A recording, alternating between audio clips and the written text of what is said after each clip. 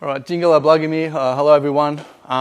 Just firstly like to start by acknowledging country, paying my respects to elders past, present and future here on Widjabul country of the Bundjalung Nation. I think Brother Rory, I don't know if he's here, but for the smoking and bringing us in together here, that's really important for me as well. The smoke, I think it's important that we all bring our best selves, and I guess the smoke helps us leave everything else behind that we might have brought here with us that we don't want to continue forward with. So, old people, slides here. So I also just want to acknowledge all the old people, from this place, but all the people that I've learnt from, my own elders and family, and all the knowledge holders that I've been lucky to work with over time. Without that generous sharing of knowledge that all the old people have shared with me and other people, and all our ancestors, here are the reason why we're all here. Yeah, so we just want to acknowledge all our ancestors. In particular, I just want to acknowledge my late stepfather, my mother's late husband, Billy Alwanga. He was a real inspiration for me. I was literally sitting on a couch in the Blue Mountains, really lost, really feeling very this is about 15 years or 20 years ago now. Pretty unhappy about the state of the world, and I guess thinking about alternatives, and I used to think a lot about the million hectares around, the Blue Mountains. On either side of the Blue Mountains, there's massive areas of country that doesn't have anyone really in it. And I just think about how the old people would be living in that landscape, and maybe I could go out there and live. And I didn't get brought up real traditional. I didn't learn all the knowledge that I'd need to be able to do that. And that felt like a gap in my understanding of identity. And I haven't actually introduced myself properly, so I'll do that as well.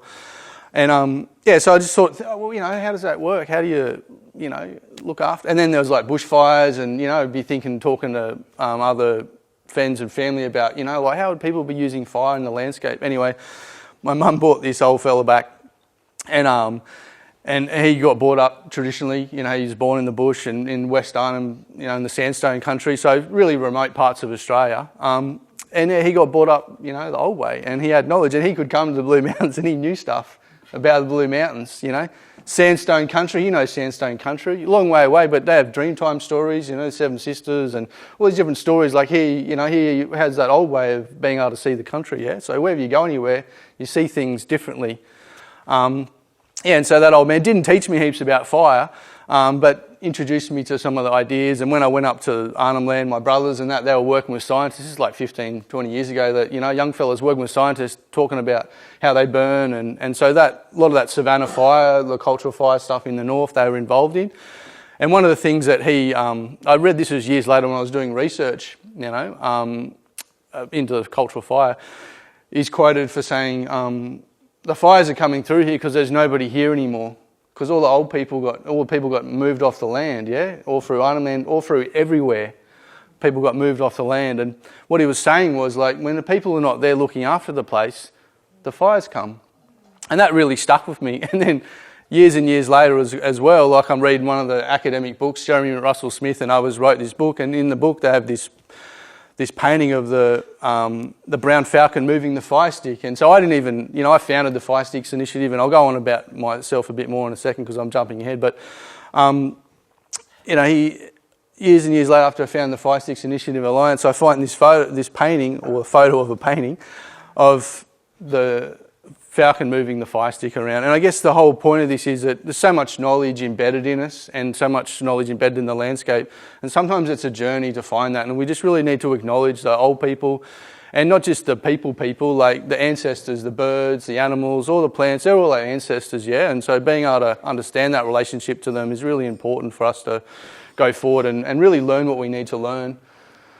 So here's all this stuff about who I am. I'm a Bundjalung man. I was born in Arakwal country at Byron. I've grown up most of my life on Widjabul country around Clunes, Lismore, and out towards Kuongla, Larnook that way. And my father's a Gullible man from out Kyogle way. And so I've got a whole heap of different hats I wear. So I'm a director of the Jagun Alliance Aboriginal Corporation, which I'll talk a bit more about. I'm a director of the Natural Hazards Research Australia. It's a peak kind of like research entity. It was formerly the Bushfire Natural Hazards CRC. It's a major Commonwealth sort of investment, and other states and territories invest in looking at natural hazards research. I'm only fairly new on the board. I'm the Vice President of the Northern Rivers Fire and Biodiversity Consortium. I've been involved since the conception of the consortium, and I'm sure people have heard of some of the work that we do, looking at promoting, I guess, the role of fire in managing biodiversity across the region. I work a day and or so for Bush Heritage Australia on a project called Conservation Futures. So we're developing an integrated knowledge system to help support conservation decision making. Like, how do we bring data and knowledge together and share that? And my thing is really about looking at traditional knowledge and how we have appropriate protocols in place to protect people's knowledge, that they don't want people to be misappropriating or damaging our values because of the knowledge of where those values are, which happens. So it's really, there's a lot of sensitivity around the sharing of knowledge and protocols and stuff. So I'm working with Bush Heritage on that project as well. I work on a few bits of research. One key one is around looking at cultural land management research and governance in southeastern Australia. It's funded by the Natural Hazards Research Australia as well. So looking at how do we support indigenous representation in governance, around how do we make decisions on country. We see a lot of decision making, we see a lot of land management that's actually damaging our land and is actually quite hard for us to see. And we want to obviously change that, but we also want to make sure that we're doing good research and we've got good protocols in place that are empowering First Nations perspectives in research and management. I'll talk a bit more about this later on, but I was an Indigenous co-author of the Extreme Events chapter for the State of Environment report. It's a statutory report. Every 5 years, the Commonwealth Government has to commission a report, an independent report. And I was one of there was this last State of Environment report had Indigenous co-authors for most of the chapters. Some chapters were hard to get co-authors for, like Antarctica, and I think air quality struggled to find people that would be relevant, but they did try and incorporate cultural knowledge into their reports. But all the other ones pretty much had Indigenous co-authors, which is I guess a sign of change, that we're trying to get a better understanding out there of the importance of cultural knowledge and Indigenous perspectives. And it's great that the team there saw that was important to get our voices in there. Anyway, I'll go into that a bit more. I'm also just recently joined the board. They set up a national koala recovery team. Obviously, koalas are iconic, and it's the first time they've set up an actual board for recovery of an individual species. And I've been a little bit active in that koala space. I'm on the New South Wales panel, which is a very informal group of Aboriginal people that come together and talk about koala issues. And I guess it's a new board that's trying to, I guess, make sure that this is a Commonwealth funding program, that plan is accountable, and that the actions of the plan actually get delivered. And so, it's a pretty high-level board, and there's going to be a whole heap of working groups and committees and stuff that will support that investment. And I also do independent consulting and volunteering. Anyway, there's lots of hats and lots of different things going on. So I'll just talk a little bit about Jagun Alliance, and there's lots of words there, so I'll just say stuff that's sort of similar. But basically, Jagun Alliance, we set it up sort of a few years ago. It hasn't really we don't have a website, we don't have a big profile. I actually went off and sort of worked on a lot of the setting up Fire Sticks Alliance and doing a lot, and other government bits and pieces and stuff I've been up to. But the idea of Jagun Alliance is, Jagun means country in Bundjalung, and the idea is that we actually get people working together again like we used to. So traditionally, we had really strong kinship and connections across the landscape. People were much more connected culturally than we are now in a sort of landscape context, because we had our what do you call them, songlines, dreaming pathways, the physical places that we would walk through and canoe and move around the landscape, and we'd have ceremony areas and resource areas and all these important places, and local people would look after them, but other people that were connected to those places would be moving around, yeah? And that's how you look after country. That's actually how you do it. And so the idea of Jagun Alliance is that we bring people together and reforge those relationships. We've had a lot of breakdowns, through, people being, removed from the landscape, not being able to practice culture, speak language, put on missions and reserves, having to have passes to move around and, all that sort of stuff, restricting people.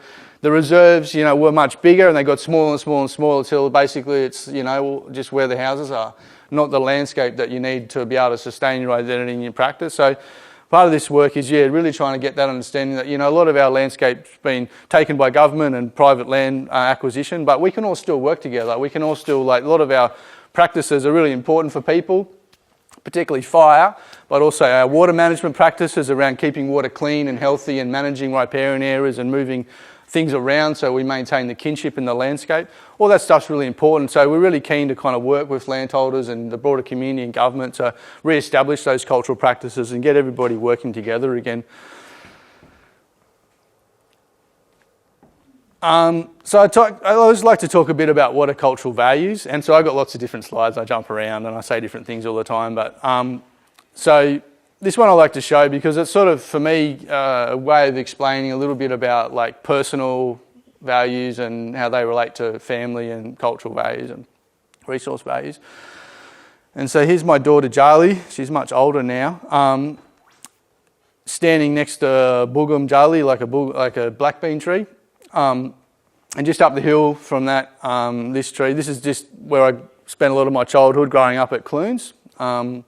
So on the other side of the hill is the Wilson's Creek. This is looking down to the western little creek there. That's where I first caught my first penny turtle and fish, and I spent a lot of time in that creek down the back there. So sort of this sense of place is important to understand, the connections that we forge through just being on country and learning about country. So, but back up the hill is the house I grew up in, and a bigger boogum tree that my placentas planted under. And so I got, in my backyard, I, grew up, and many people probably have. And, it's an alternative kind of thing. It's not necessarily an Aboriginal cultural thing, but it definitely happens in a lot of traditional societies. And then so I grew up with this tree in the backyard that I, was the first tree that I climbed, was the first tree that I learned about. So I developed this sense of connection and identity to trees, which has been pretty important for me in my whole life. And by passing on this story, and my daughter's name is Charlie, it means trees, and so that was not totally intentional, but it was just things just kind of work out when you as things go on. So so that connection, and learning about that, the tree, and as I grew older and started doing a lot of this fire stuff, some researchers came and asked me about black bean, about how, did our old people, move it around, because they couldn't work out how it got up into all these places, because there's such a big seed. I don't know if everyone probably knows what black bean is, but such a big seed, it's also toxic. So there's not a naturally dispersing process other than water flow. So water flows down, flows up with floods as well, I guess, but some of the source points of these are right high up in the catchments at the springs in Owen Plateaus, like Victoria Park. And so, it's not like there's a big animal that eats it and walks to the top of the hill, and poops it out, or a bird that flies around or whatever. So our old people must have moved it. And the genetics of it, that's why they were so interested in it. The species, the boogum for this area doesn't have a lot of genetic diversity, and all the science would tell us that it's come from Cape York 5,000 years ago. So I started, I was like, I got to, into boogum, it's a totem for me. And so we started looking at some of the cultural stories about boogum. And so one of the stories is that, Nothing Gully, Julian Rocks, there's a story of the old, creation story of the old fella moving through the landscape, and he has a dilly bag, and as he moves along the dilly bag, beans fall out of the dilly bag. And when you retrace that pathway, and we, some oral histories and some historic records, we had to look at some of the where that songline may or may not have gone through the landscape. They're like the fire pathways. They're the ridge lines that run, where people would be walking through the landscape. And at the top of those pathways, you have the spring-fed gullies and, and that's where a lot of, you see the source points of the Bugam. And one of the other stories is the Duragun story, like a, Lady of the Water, sometimes, can be seen as an evil spirit, but also a good one. And there's a Duragun story, around the landscape. And there's a story about the sacred beans. And there's an interpretation down on the river walk down to the river there. And as you said, in other places as well. Roy probably know about it. And and so in that story, the lady, looks after the beans. They're sacred, and the young fella doesn't follow the law and comes and eats the beans and gets sick and died. So you got two stories, like one of this creation story about how the beans got there, and one about the Duragun, looking after these sacred beans, which is sort of a protected area story. It's sort of a place where those beans are sacred, and you might think that they're all sacred, and maybe that's the interpretation. But my interpretation was that they're sacred in those places. In those like special places in the catchment, places where maybe people shouldn't go as well. I definitely shouldn't be taking the beans from there and eating the beans, because the third story, Uncle Ron Heron told us this story about like eating the beans, how to prepare the beans, how to make the beans safe to eat, and when they're safe to eat. So you put them in water and use fire and different things to take the toxins out of them. So you've got three different stories, and they all sort of start to fit together. How the beans got here, protecting the beans so that the beans are there for everyone down the line that knows how to eat them and take the beans from the right place. And so all those cultural sort of stories relate back to, for this example, it's like, I just, my parents, planted a black bean, and like on my placenta. And I grew up a relationship to that, and I've passed that story on to my daughter. And then I've learned about all these cultural context around those species, and how important they are as a food resource. So, like 5,000 years ago, maybe they weren't here. Now, not many are left. But a couple hundred years ago, we had heaps of them, and they were like, you'd end up with tons of food on the riverbanks where we'd camp and gather, And so it shows that there's all these relationships. And so this is not a fire story, but what it's telling us is about that relationship between things. And actually it is a fire story because it links to our movement through the landscape, and it shows the relationship between water and fire as well. And when we think about fire in the landscape, and how we burn and how we do any management, how we do whatever we're doing, we need to think about these connections to place, responsibilities to each other, kinship. What are the resources, what are the stories that are important to us so that we're actually maintaining that appropriate relationship to country.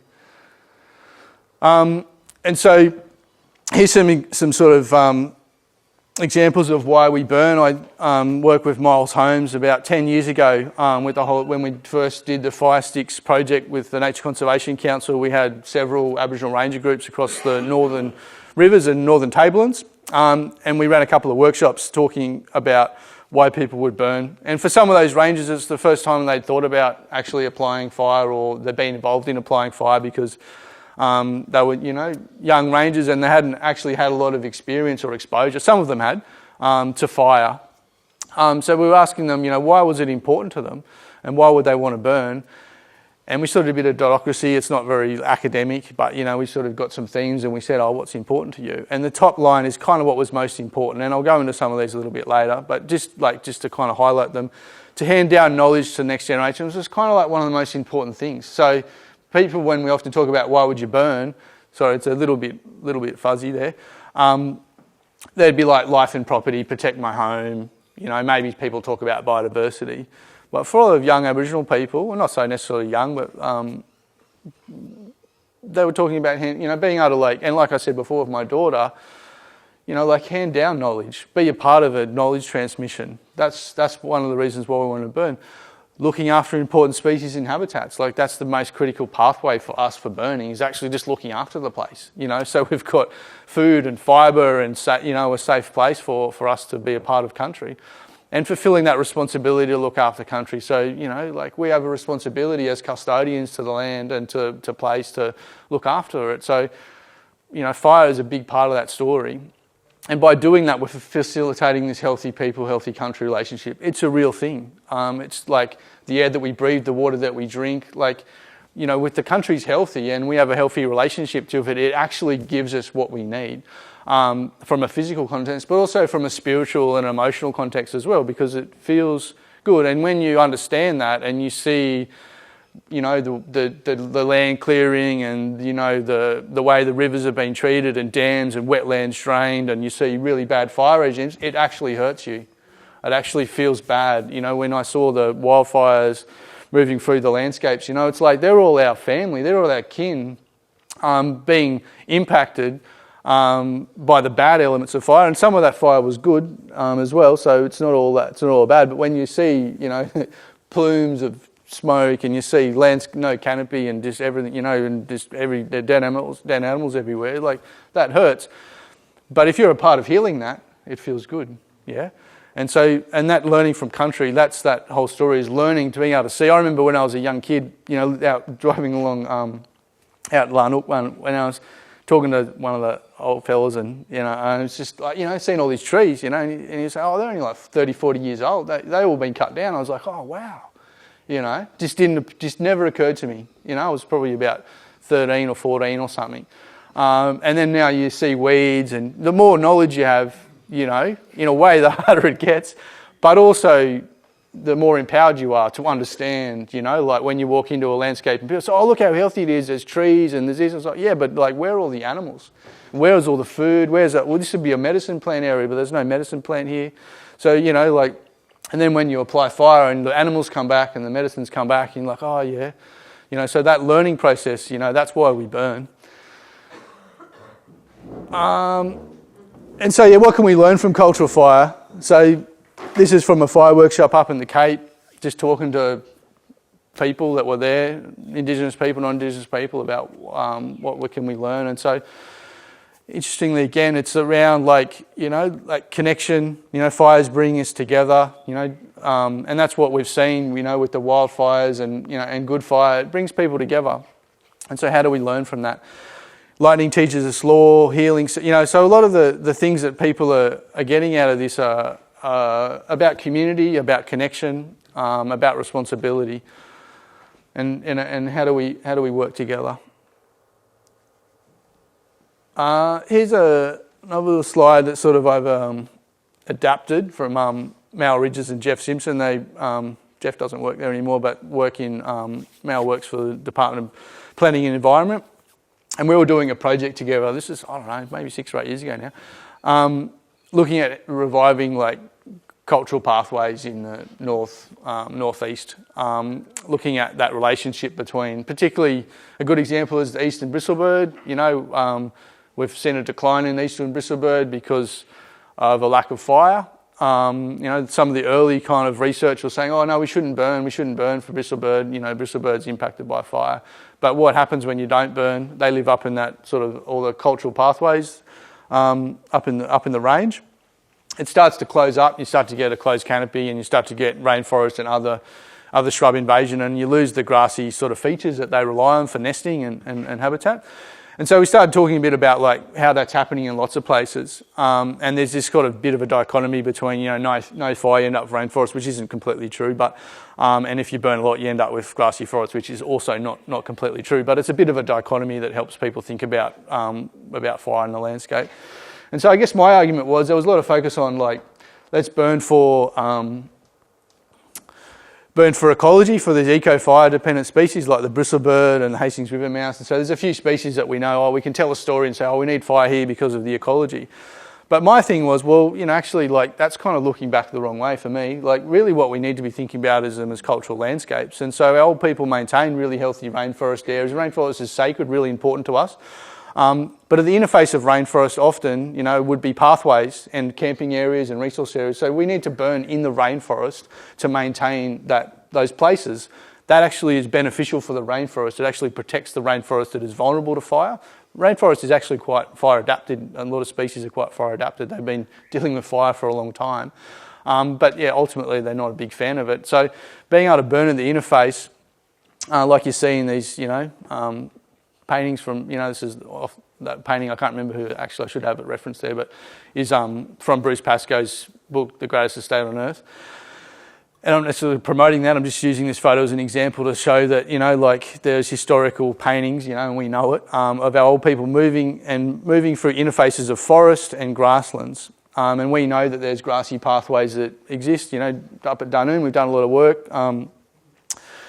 Ralph Woodford is a pioneer bush regenerator. You know, sadly we've lost him, but yeah, he introduced me to that site at Dunoon.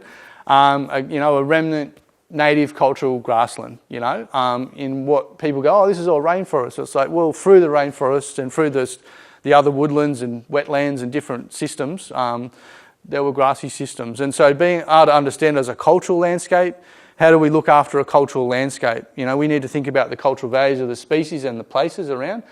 We need to create those cultural pathways that connect us. You know, and by doing that, we're actually looking after the landscape and promoting cultural practice. And by doing that, it brings us back to looking after these species. So it's a different way around, but for me, it's actually the right way around. It's actually going, well, we need to not just like do an eco burn, we just need to like manage the landscape properly, as our old people did, so all the plants and animals have their place. And we look after the rainforest, we look after the grasslands, we look after everything in between. You know, and we just keep doing it over and over again. It's not like this like project, oh, for the next two or 3 years, we're going to find this money, we're going to go through all this. I've worked on these projects. Sometimes it takes us like years, like 5 years, 10 years, or maybe we even haven't got these burns in yet because we're trying to like work out the resourcing, the insurance, all the policy, all that crap. When our old people just did it, like barefoot, no problem, you know. So being able to kind of cut through that and just make it as every year we come back and we look at a country, we assess it, we go, yeah, no fire this year, or yes, we want to burn, and we just support each other to move through the landscape. And a big part of that knowledge is around looking at the seasonal indicators of species. This is a seasonal calendar that Michelle McKenney, a PhD graduate now, she was a student at that point, worked with us with Jagun and Fire Sticks, worked to develop a seasonal calendar for Wallabul people out at Jabulum. And trying to look at these indicators, and it's really blurry, and I didn't bring any, I should have brought some with me. Examples, but basically it's trying to tune us into this seasonal, you know, like what should we be doing when and what else is happening? Like when are things nesting, mating, like, you know, like what are the cycles? Because when we think about, you know, not just fire, but anything we're doing on country, we need to be thinking about what else is happening in that country. And if we mow now, burn now, do this activity now, like is that going to have a negative impact on something that belongs there? And being able to understand that, but also the cultural significance of species and the language and, you know, promoting, I guess, that activity. Another example is the fire plan that we did for Jabulum. So once again, it's not a very good imagery, but you know, breaking into looking at different zones where there's different things happening, looking at different actions, important things that need to happen, like cultural assessments and, you know, burning and different activities. Did a whole heap of monitoring. Dave Millage and Annette did the veg and the fauna work as well, did a report. Uncle Harry Walker has given us a quote to tell a story. And yeah, anyway, so there's all sorts of bits and pieces of information in there about the, you know, importance of country and how do we plan around fire to look after that country. Here's some examples of the workshop. Here's my father, Andrew Johnston, and cousin there, Luke Walker, and the mob that we had there from all over coming to learn and share knowledge around fire. And example of one of the fires that we lit, just like a spot ignition, we lit a few of them, but no drip torches, like there was a fire truck there, but we didn't use any water. RFS were really supportive. They came along and helped us, you know, but we ran it. It was like not their thing. They didn't. We did a burn plan. We did a workshop plan. We had a couple of, maybe 100 or so people there over a few days.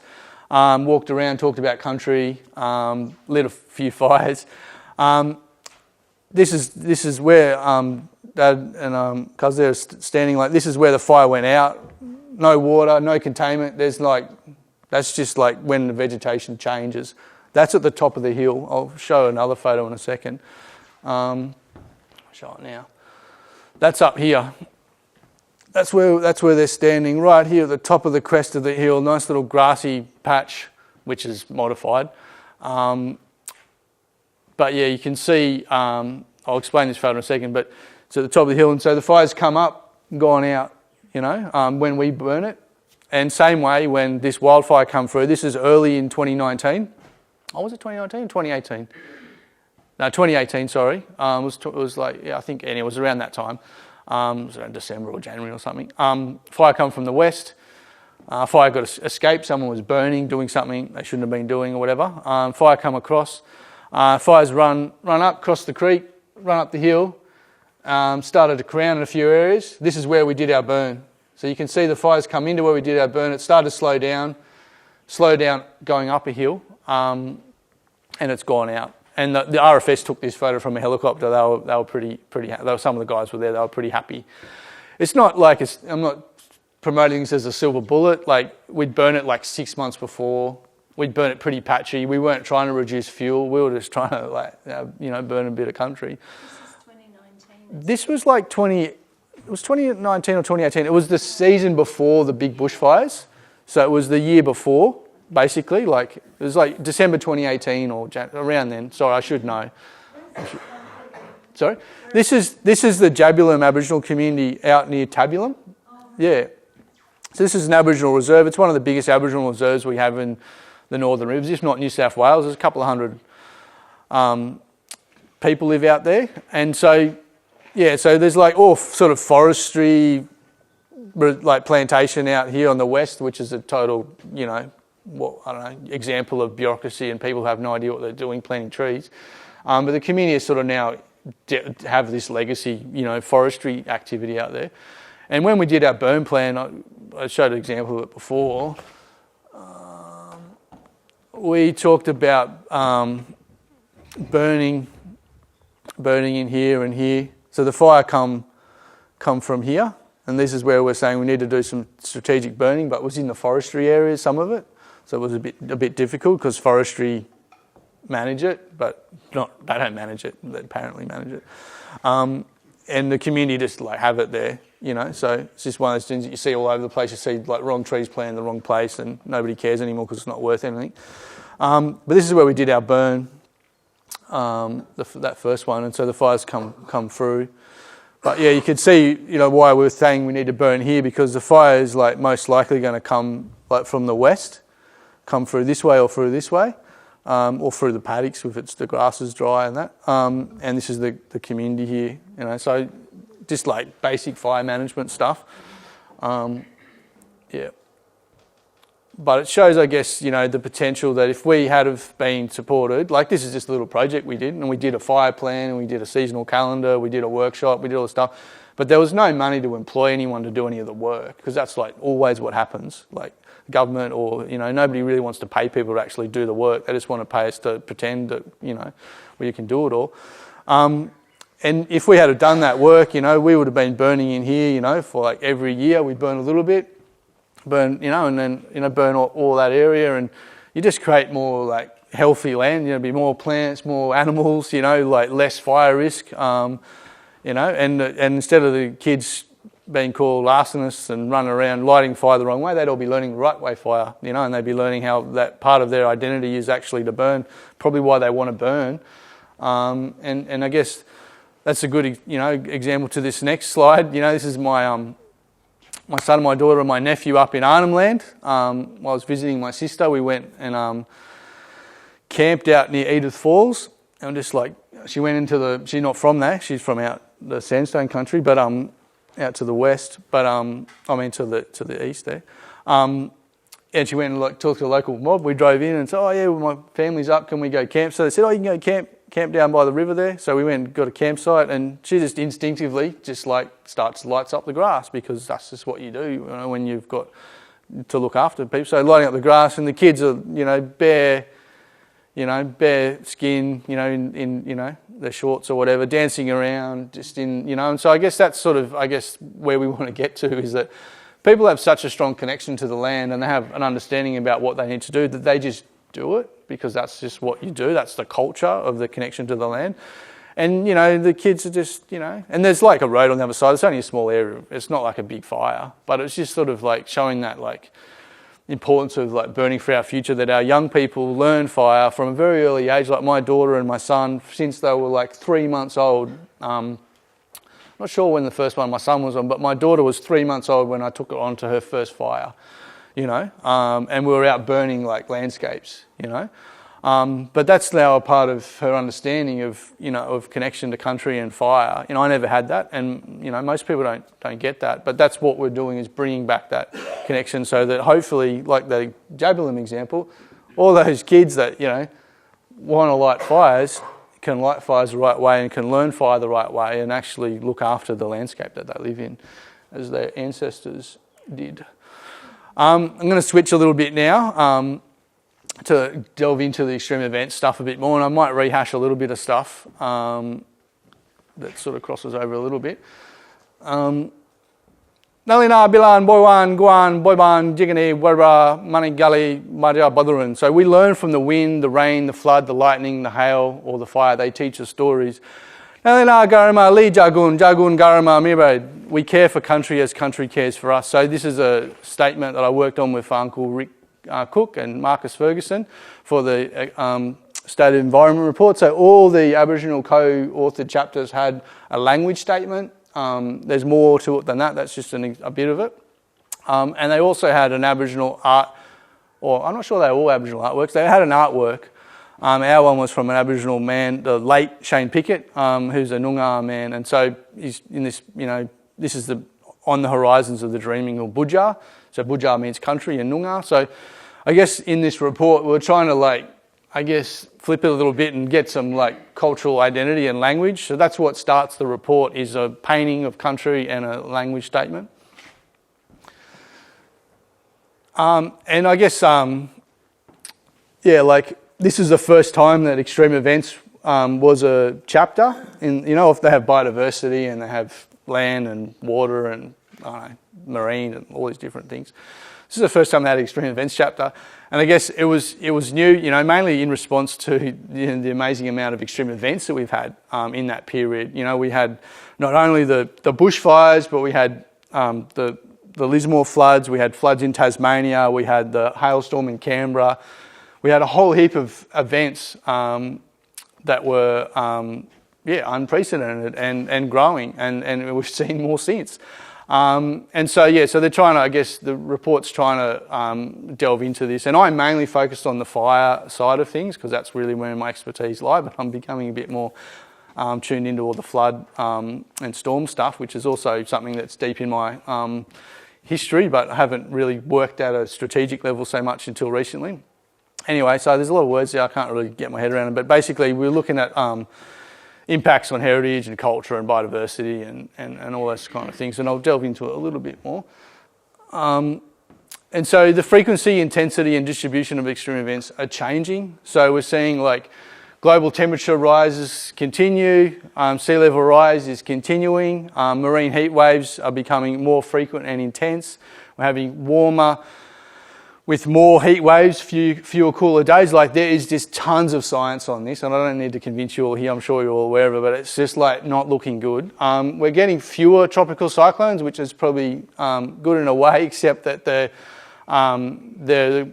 great proportion of them are higher intensity storms. So we're getting more hectic storms, but probably less of them in the north. And we're seeing cool season rainfall decline.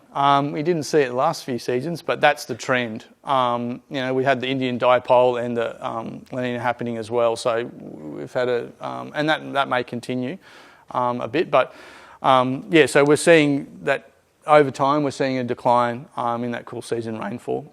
We're seeing heavier rainfall to become more intense. Generally, it's not the last few years hasn't been a good example, but it's generally becoming more intense. And I think you would have experienced that. We sort of those few sort of seasons where we were getting these, droughts and dry years, and we get these big dumps.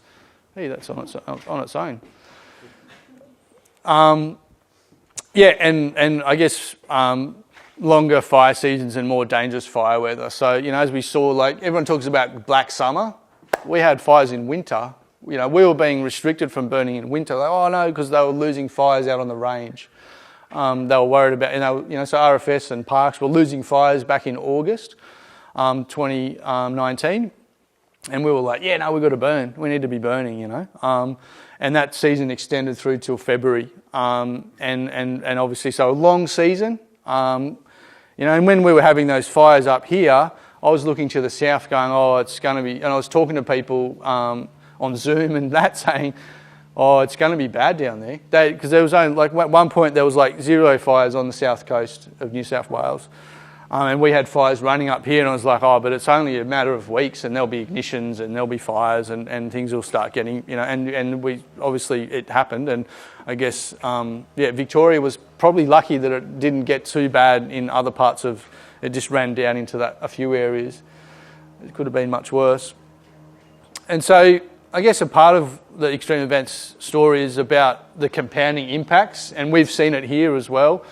You know, like there's other pressures as well, like habitat fragmentation, feral animals, invasive plants, and water quality, inappropriate forage. So there's all these things happening as well as the weather stuff. You know, we've got all the problems that we've largely created still happening, and so we need to look to address all those issues as well.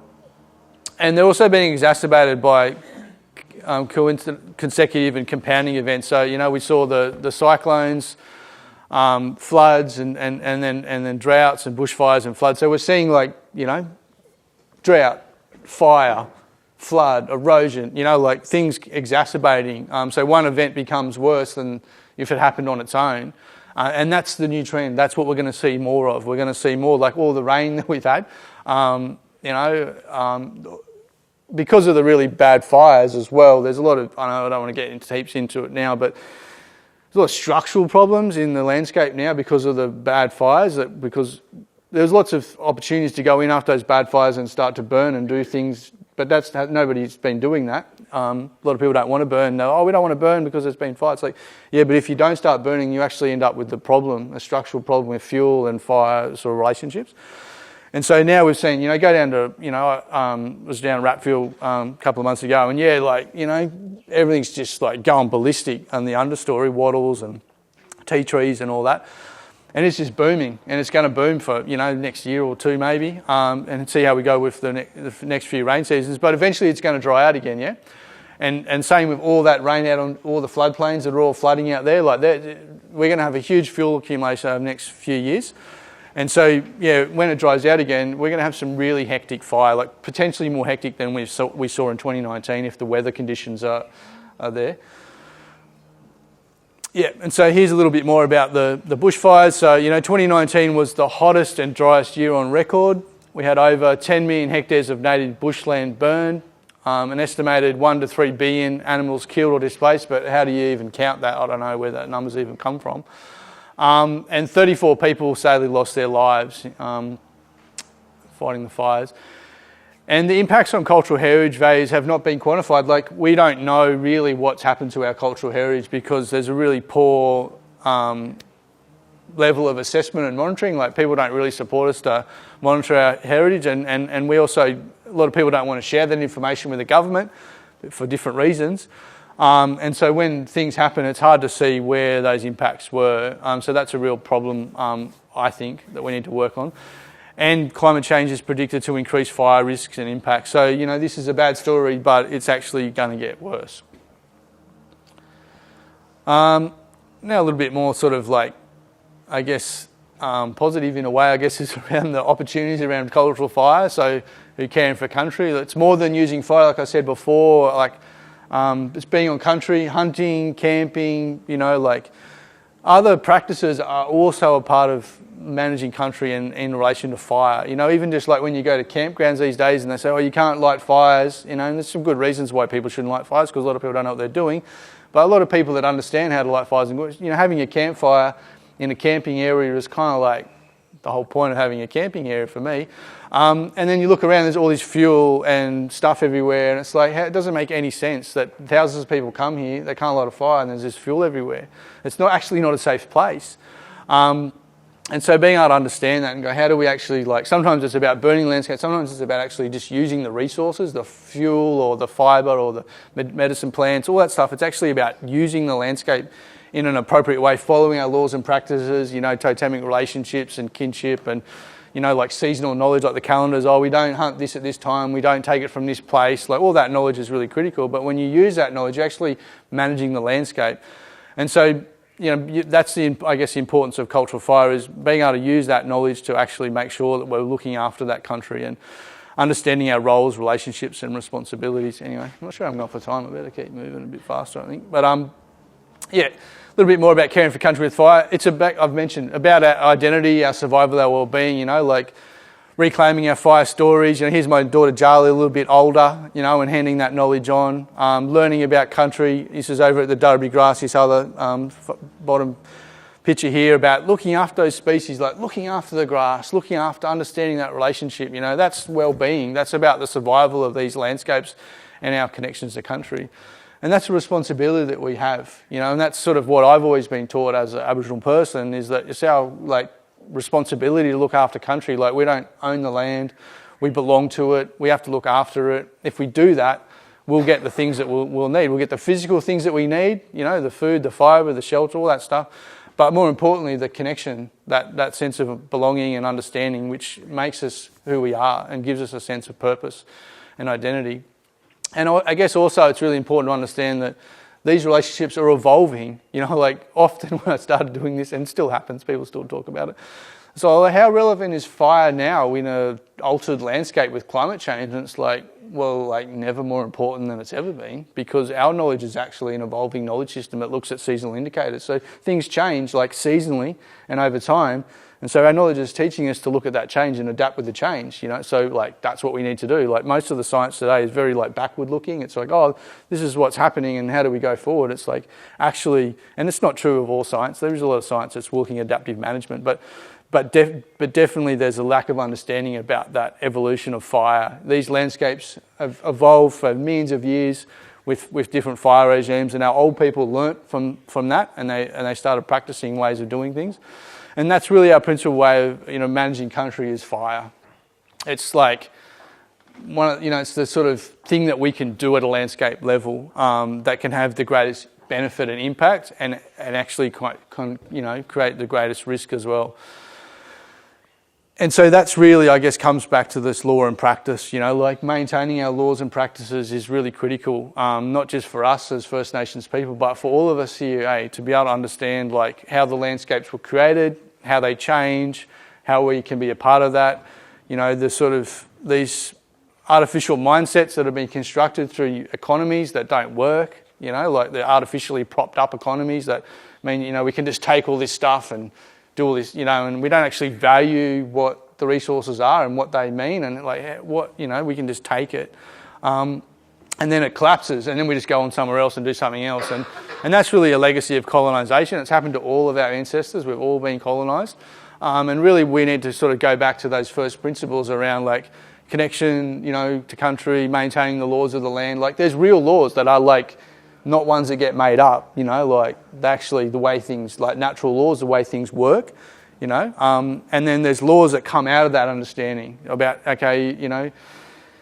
the air, with oxygen, comes from the leaves, so you got to look after the trees, there's a natural law there, but our law is being able to understand that and go, well, if our existence, is at the mercy of the trees, well, we better look after them, instead of cutting them all down, and anyway, so understanding that relationship between first laws, natural laws, and the laws we make, and the laws we have now are not working, and I'm sure everyone's aware of that's why we're all here talking about resilience, is because people have made stuff up, and we've believed those stories, and now we're paying the price for believing stories instead of knowing that there's better ways of doing things and following those ways.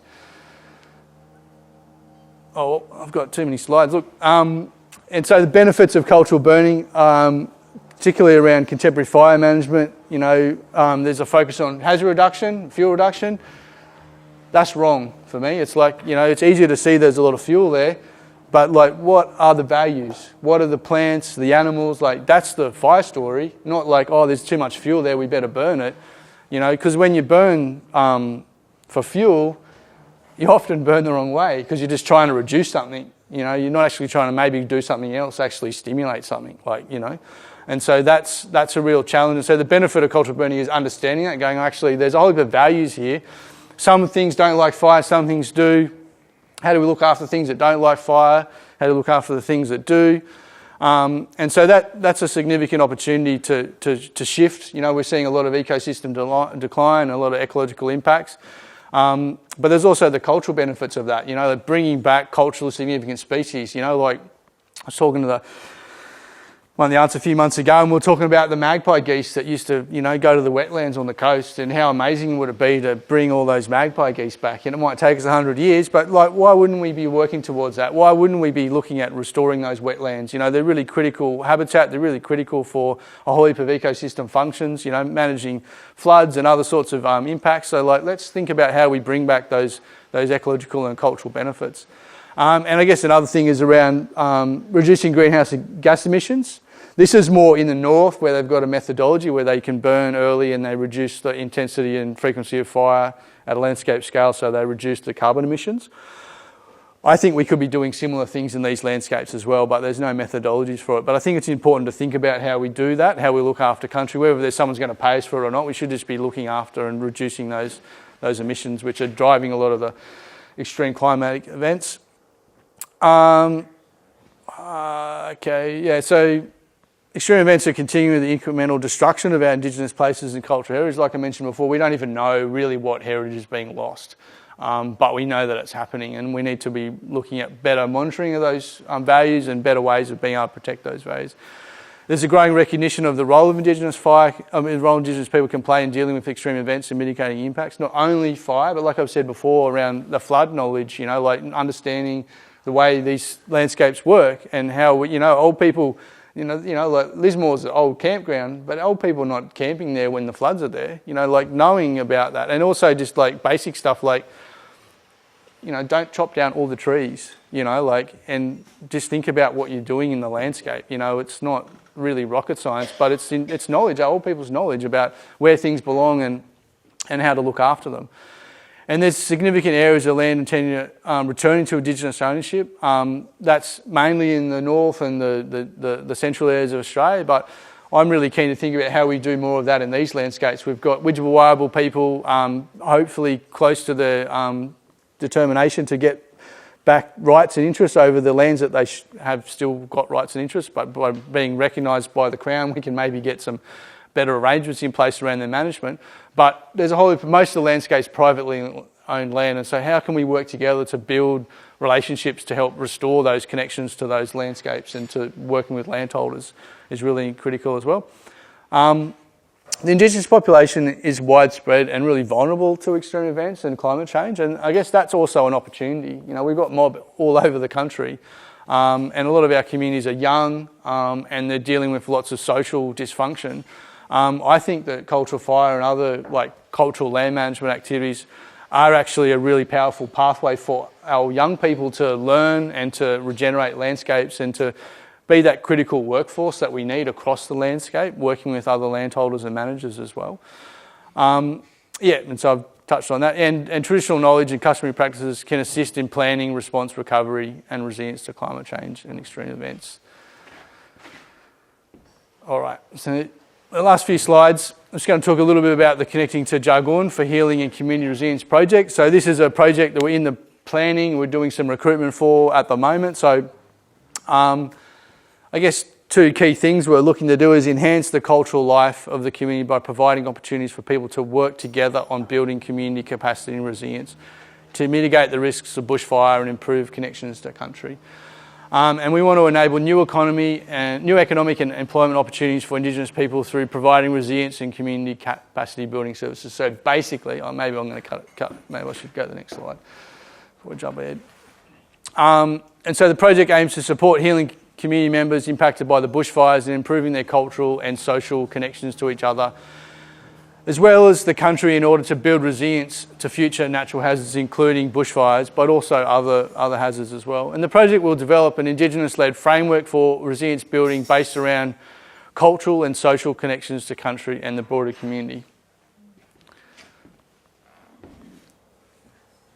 So we're establishing a team as we speak. We're working on that. Program manager started last week. And we're developing a series of workshops, community events, activities, action plans to build community resilience and capacity building to face future risks from bushfires and other hazards.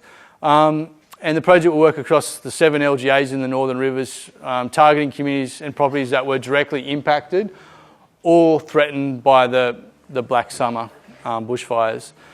I think, yeah.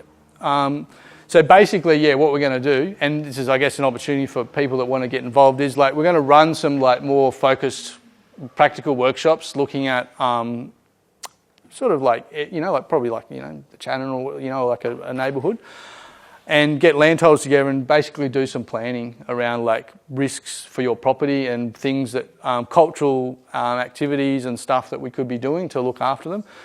But a part of the core emphasis of it, and some of the things I've touched on, is around like looking at connection to country, looking at values, like why do you all live here? Like what do you care about? Like, and what are the connections that we have? And so how can we work together as a community to look after those values? And so I think, you know, like, hopefully, you know, it's like, once again, it's like, you know, short period of window for money, and it's like, it's going to be, we're already up against it, but I think it can help us to build a, like I said before, some of that, what we're trying to do is like create, like we want to do a lot of cultural fire in these landscapes.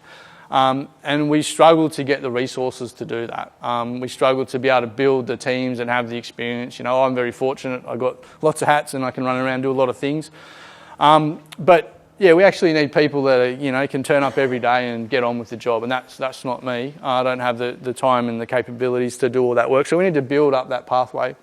And so through this program, what we're hoping to do is, yeah, like do those action plans, identify in those action plans some, not just cultural burning, some other cultural land management activities as well, like managing vegetation, and hopefully do some erosion, some other riparian stuff as well. But identify some actions, and we'll do some of that work as a bit of a demonstration of, you know, and training and building our capabilities. And we're hoping that landholders, or we'll get other investors to keep funding that. So we can actually build teams that go out there and all they do every day is look after country, yeah? And help manage, because like I've said before, like we're going to have more fires, more floods, more droughts, like we're going to have more impacts, but they actually don't have to be bad. That fires and floods, they're actually like naturally occurring processes that have a lot of beneficial outcomes. It's just that when we're not looking after the landscape and we do the wrong things, they're quite bad for us. And so, you know, that's what we need to switch our understanding, is that, you know, when the fires come, when the lightning strikes and the fire starts to run, we feel confident that we can do maybe some burning and some other mitigation work as the fires run, that will actually mean that the fire will actually be a positive thing for the landscape. Natural fire, lightning fire, is actually a positive thing. It's just when you're not managing the landscape and you build, you know, we've got lots of legacy issues where people have built and where things have happened that are not great, and we're not going to be able to change those things, but we can mitigate the impacts of those. And you know, like floods, you know, like when it starts to rain, I hear rain on the roof, I actually get a really positive feeling. I love hearing rain on the roof, you know, like rain is a sign of abundance, and, you know, all my childhood memories of floods are all really positive. And so being able to understand that we can flip the way we think about things and feel like empowered by the work that we're doing, and maybe it's going to take us a couple of 100 years, but I just think we have to get started. We have to actually just have to work at building the resilience in the landscape in our practice to heal a lot of the damage that's happened to the land, but create the economies that regenerate the landscape, that regenerate our understanding, so that we can live in a much better way on country. Anyway, I have probably talked way too much. Boogle Bear, Walla Walla, thank you for the opportunity to share. If you have any questions, I'm not sure how much time we've got now, please ask questions now and get in touch.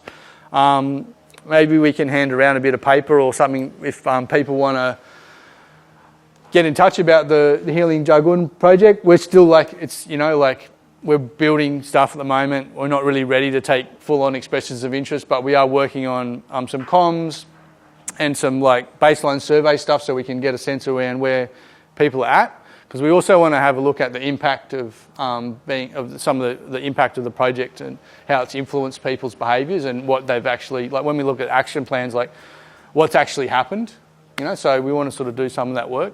Anyway, I'm going to just stop talking. Yeah.